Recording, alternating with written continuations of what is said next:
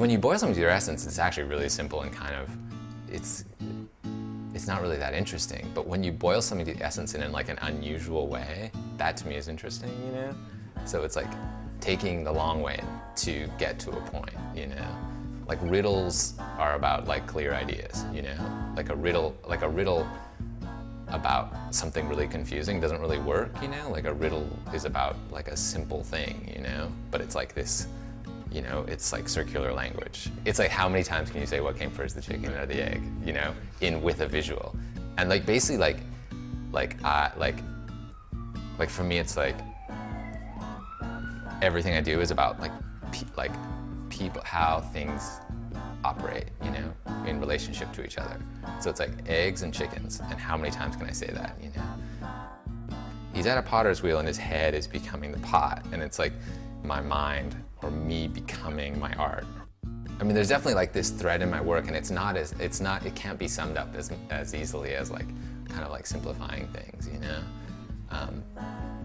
But there are things like definitely when I look back and I look what I'm doing now, and there are like definitely like central. The thing I noticed like that's crazy is like I can look back 10 years ago and it's the same ideas. Like the ideas are really the same. It's like all the same stuff. The same, which is like hard to describe, but it's like the same ideas. It's like a house looks like a house in my paintings, and a bridge looks like a bridge in my paintings. You know, it's never like an interesting version of a bridge. It's like the most basic version. You know, everything's kind of like basic, but you're taking the long way to get there or something. Like simplicity is kind of confrontational in that if it's a very quick read, you have no choice but to read it, you know? Like when you're walking down the street, it's like FUBU, Pepsi, whatever, you know, like it's like there's that kind of like fast read experience. And for some reason it's like, and like I pursued that, like, and I still pursue that kind of idea of the fast read. And then how complicated can the idea be behind the fast read?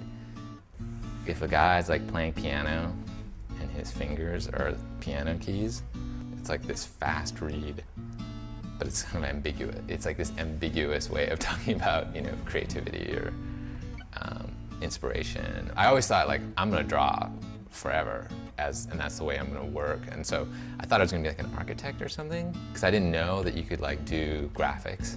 I think it's like the way I grew up, it's like not like there was like the option to be an artist, you know? Like you needed a job. Like my dad was a lawyer, my mom was a teacher, and so like I was like, well, what kind of job can I get where I draw? And then it's kind of like through like making zines and like doing skateboards for like just drawing on skateboards or whatever, and doing posters. And then I started like doing t-shirts for like the shop that sponsored me for skateboarding.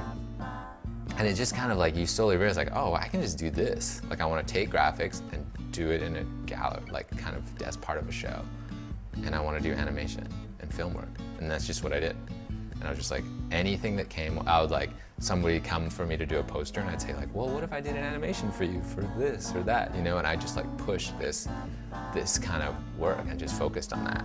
Because I knew being a graphic designer in any sort of traditional way just was not, there's no way that it was gonna work out. So it was just kind of, and then that's just still what I do to this day.